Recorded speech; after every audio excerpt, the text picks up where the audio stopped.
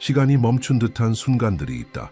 마치 우주 전체가 숨을 멈춘 것처럼 더 이상 외면할 수 없는 신호들이 있다. 조용한 변화가 일어나고 있으며 그것은 하나의 환시로부터 시작되었다.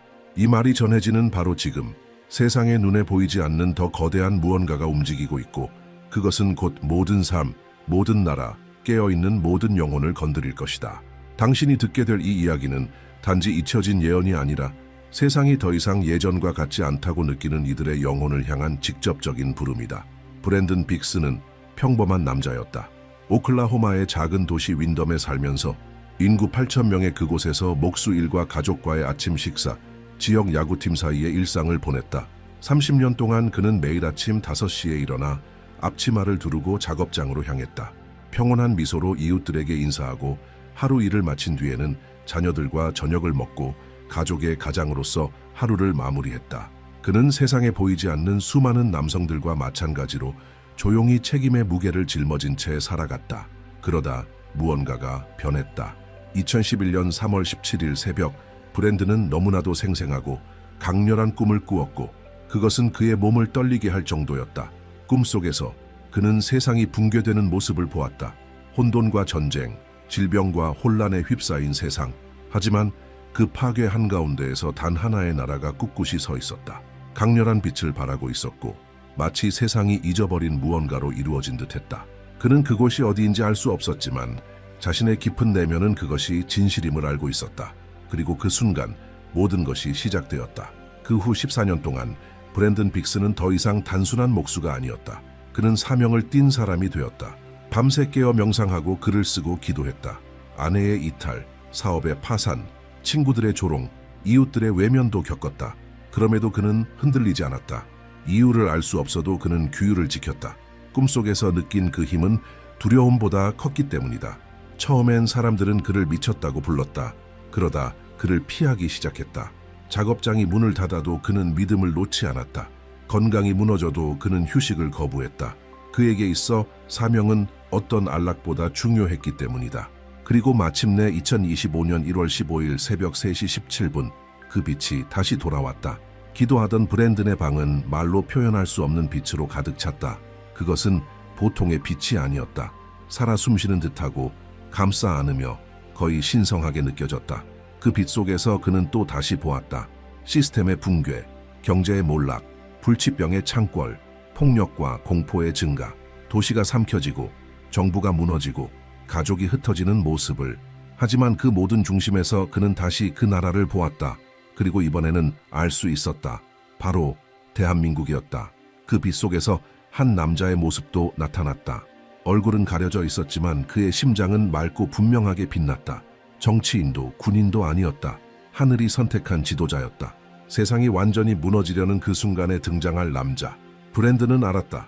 이것은 비유가 아니었다. 계시였다. 그날 이후 그는 모든 것을 팔았다. 작업장도 집도 재산도. 그에게 남은 것은 오직 본질뿐이었다. 그의 믿음 노트들, 그리고 단 하나의 사명. 자신이 본 것을 세상과 나누는 것. 처음에는 자기 도시의 광장에서 소수의 사람들에게 이야기했다. 모두가 그를 무시했다. 조롱했고 미쳤다고들 했다. 하지만 서서히 무언가가 변하기 시작했다. 그의 말에는 논리를 초월한 어떤 힘이 담겨 있었기 때문이다. 그것은 다른 세계에서 오는 것이었다. 그리고 그의 첫 번째 예언들이 현실로 드러나자 더 이상 그를 외면할 수 있는 사람은 없었다. 그 광장에서 그는 모든 것을 바꿀 예언을 했다. 30일이 차에 되지 않아 당시 미국의 전 대통령 도널드 트럼프에 대한 암살 시도가 있을 것이라고 말했다. 공개적인 장소에서 검은 재킷을 입은 총격범에 의해 27일 후 정확히 그가 말한 대로 일이 벌어졌다. 애리조나에서의 연설 도중 트럼프는 어깨에 총을 맞았다. 그는 살아남았지만 전 세계는 충격에 휩싸였다. 그날 밤 브랜든 빅스의 영상은 1,500만 회 이상의 조회수를 기록했다. CNN, BBC, 한국 방송사들을 포함한 전 세계 뉴스 채널들이 그에 대해 보도했다. 모두가 불가능한 것을 예언한 남자가 누구인지 알고 싶어 했다. 그러나 이후 그가 말한 것들을 들을 준비가 된 사람은 많지 않았다. 브랜든에 따르면 그것은 시작에 불과했다. 그리고 그 시작 속에서 더 강력하게 떠오르는 존재가 있었다. 대한민국. 경제 강국으로서도 기술 수출국으로서도 아닌 인류의 새로운 영적 중심으로 재탄생의 땅, 어둠 속의 등불로 트럼프 암살 시도에 대한 예언이 실현된 후 브랜든 빅스의 비전은 전 세계에 강력한 영향력을 갖게 되었다. 그는 더 이상 오클라호마의 단순한 목수가 아니었다. 인류의 다음 걸음을 예언하는 자가 되었다. 그리고 그가 그 다음에 전한 것은 더욱 충격적이었다. 2025년 2월 초의 생방송에서 빅스는 두 번째 대예언을 했다. 규모 10.0의 대지진이 미국 서부 해안을 파괴하고 나라를 반으로 나눌 것이라는 내용이었다. 그는 샌안드레아스 단층이 완전히 무너져 새로운 해안선을 형성할 것이라 정확히 묘사했다. 캘리포니아의 상당 부분이 가라앉고 600만 명이 직접적인 피해를 입게 될 것이라 했다. 마른 땅을 새로운 바닷물이 덮고 미국의 지도가 영원히 바뀔 것이라고. 기자들이 그러한 환상이 어디에서 왔냐고 묻자 그는 냉정하게 말했다. 나는 단지 내가 본 것을 전할 뿐입니다. 그것은 내 머리에서 온 것이 아니라 더 큰 존재에서 온 것입니다. 이 충격적인 발표는 지질학 전문가들을 긴급 회의로 불러들였다. 많은 이들이 그를 폄하하려 했지만 보다 민감한 이들은 자신의 모델을 재검토하기 시작했고 가능성은 낮지만 그러한 시나리오가 실제로 가능하다는 경고를 내놓았다. 서구의 공포가 퍼지는 가운데 빅스의 메시지는 동방에서 더욱 깊게 파고들었다. 그리고 그가 마침내 자신의 환시의 중심을 드러냈다. 전 지구적 위기의 순간 대한민국은 지구의 영적 중심이 될 것이라는 것. 브랜드는 말한다. 경제, 정치, 의학의 기둥이 무너질 때 단 하나의 나라만이 균형을 유지할 수 있을 것이라고. 그것은 군사력이 아니라 의식의 힘 때문이라고. 그는 대한민국이 이미 집단적 DNA 안에 영적 생존의 고대 코드를 간직하고 있기 때문에 붕괴의 한가운데서도 안정적인 구조를 유지할 수 있을 것이라고 말했다. 2025년 3월 수천만 명이 지켜보는 생중계 인터뷰에서 브랜든 빅스는 인류를 동시에 강타할 세 가지 거대한 세계적 위기를 예고했다. 전례 없는 경제 위기, 치명적인 팬데믹, 그리고 전체주의적 디지털 시스템의 탄생. 첫 번째는 금융 붕괴로 1929년과 2008년을 능가하는 시장의 폭락으로 시작될 것이라고 했다. 단 2시간 만에 세계 주요 증권 시장은 가치의 70% 이상을 잃고 세계 5대 은행이 하루 만에 파산할 것이다. 암호화폐는 증발하고 디지털 경제는 함께 무너진다. 30억 명, 인류의 절반 가까이가 생계 기반을 잃게 된다. 그 다음으로 새로운 바이러스가 등장한다. 코로나19보다 훨씬 치명적인 바이러스다. 빅스는 이 병원체가 조용히 출현할 것이며 잠복기는 2시간, 증상은 매우 격렬하고 치사율은 이전 팬데믹보다 30배 높다고 말했다. 그의 예언에 따르면 기존의 어떤 백신이나 치료도 초기에는 효과가 없으며 감염 후 일주일이 채 안 되어 환자는 사망하게 된다. 혼란이 퍼지고 병원은 붕괴하며 보건 시스템은 무너진다. 의료진은 떠나고 거리에는 공포와 고독만이 남는다. 이때 세 번째 위기가 시작된다. 절대적인 통제 체제의 도입이다. 보건 안전이라는 명목하에 새로운 글로벌 디지털 시스템이 시행되어 모든 시민은 외출, 식량 구매, 의료 접근을 위해 디지털 신분증을 소지해야 한다. 이 시스템은 위치, 건강, 거래, 대화를 전부 감시한다. 빅스에 따르면 이 시스템은 일시적인 조치처럼 소개되지만 결국 새로운 세계 정부의 형태가 된다. 자유라는 단어는 껍데기만 남고 이를 거부하는 자는 사라진다. 그러나 브랜든 빅스는 공포만 본 것이 아니었다. 그는 예외도 보았다. 그 예외는 바로 한국이었다. 그의 비전 속에서 전 세계가 공포와 통제에 무릎 꿇을 때 대한민국은 굳건히 서 있었다. 빛나고 보호받고 흔들리지 않은 채. 고통이 없어서가 아니라 반응이 달랐기 때문이다. 다른 나라들이 소리 지를 때 한국인은 침묵했다. 다른 이들이 도망칠 때 한국인은 함께 모였다. 세계가 영혼을 잊었을 때 한국은 새로운 정신의 요람이 되었다. 그리고 이 맥락 속에서 빅스는 더욱 놀라운 사실을 밝혔다. 진정한 한국의 지도자, 나라와 세계에 새로운 방향을 제시할 인물은 아직 정치 무대에 나타나지 않았다는 것이다. 그는 50대 초반의 남성으로 어떤 정당에도 속하지 않고 공직 경력도 없으며 권력자로 여겨진 적도 없는 인물이다. 그러나 그의 내면에는 누구도 갖지 못한 빛이 있다고 한다. 그는 3번 거절당한다. 무지로 1번, 두려움으로 1번, 권력자의 이익으로 1번. 하지만 4번째에는 국가적 위기 속에서 국민에 의해 자발적으로 받아들여질 것이다. 브랜든 빅스는 아직 세상에 드러나지 않은 한국을 위한 어떤 것이 준비되어 있다고 말했다. 그의 말에 따르면 그것은 시간의 틈 속에 숨어 있으며 정확한 순간이 올 때 드러날 것을 기다리고 있다. 2025년 1월 15일 새벽, 그가 경험한 가장 강렬한 환시 속에서 이 미국인 예언자는 과거, 현재, 미래가 하나의 빗줄기로 얽힌 다른 차원 속에 들어간 것처럼 일련의 이미지를 보았다고 전했다. 그는 한 얼굴을 보았다. 완전히는 아니었고 그림자에 덮인 일부 윤곽뿐이었지만 그 안에서 뿜어져 나오는 내면의 빛은 무시할 수 없었다. 그의 말에 따르면 그 남자는 아직 알려지지 않은 인물이었다.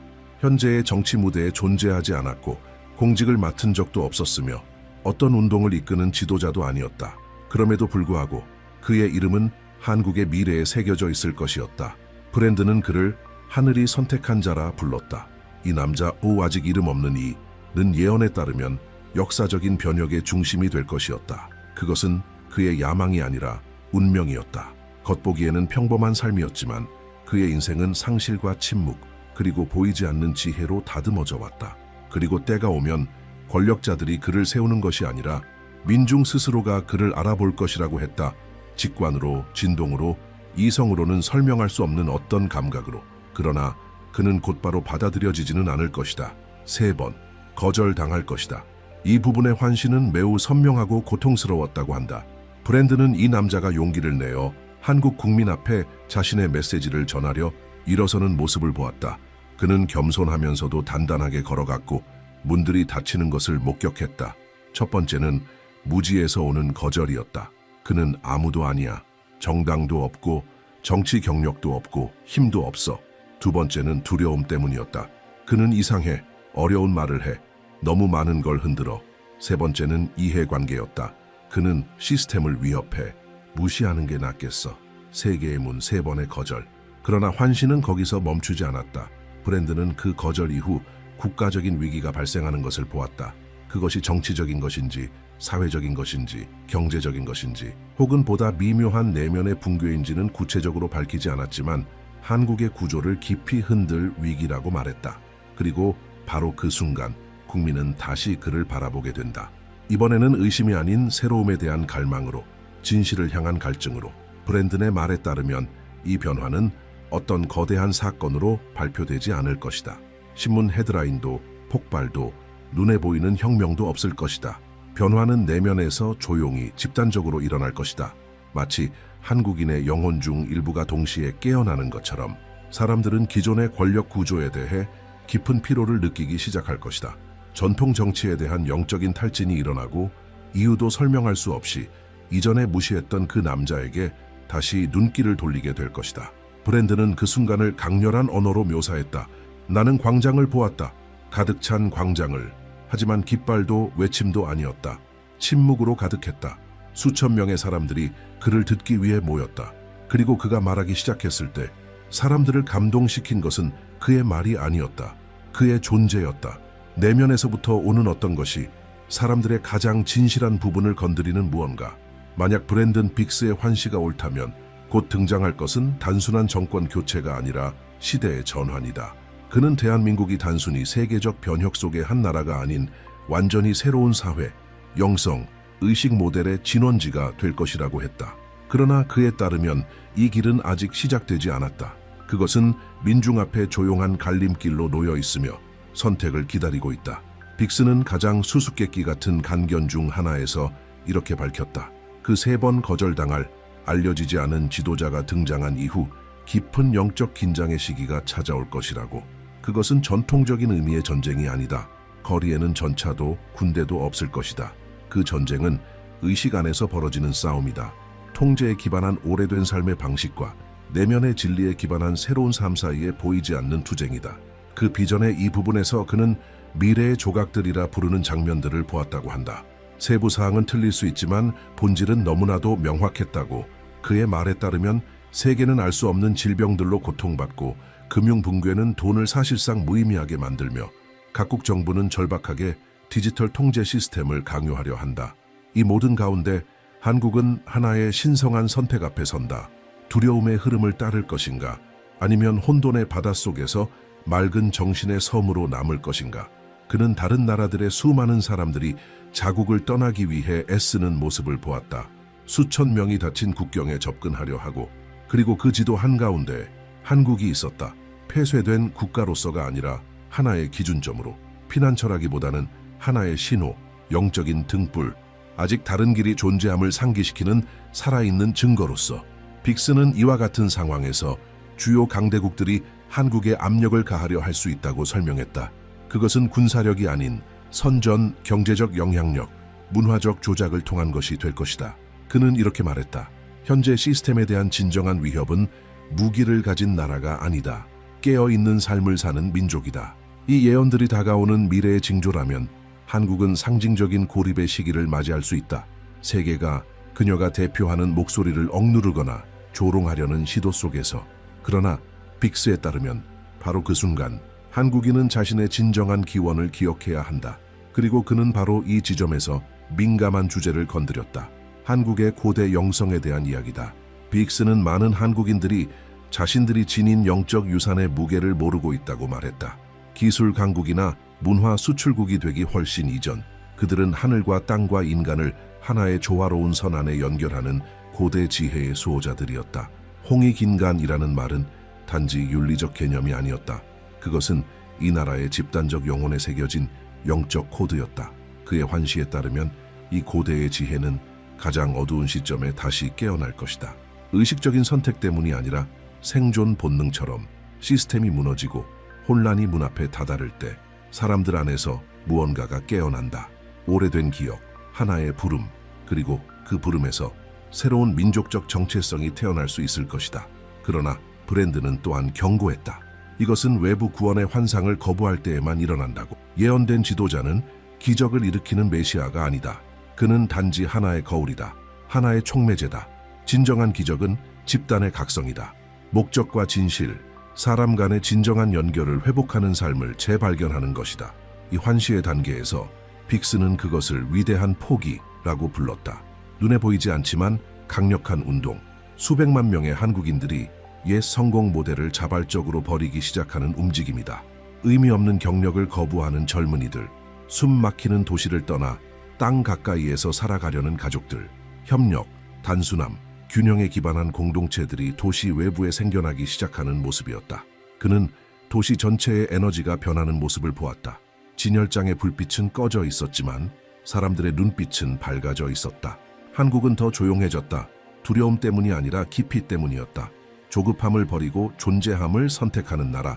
그리고 그 풍경 속에서 한때 거절당했던 그 지도자는 다시 들리기 시작했다. 권위의 상징이 아닌 각자의 내면에서 울리는 목소리로. 그리고 아마도 이 모든 예언 중 가장 충격적인 사실은 이것일 것이다. 예고된 모든 붕괴에도 불구하고, 다가올 고통과 파괴에도 불구하고 여전히 희망이 있다는 것이다. 그 희망은 정부나 시스템에 의존하지 않는다.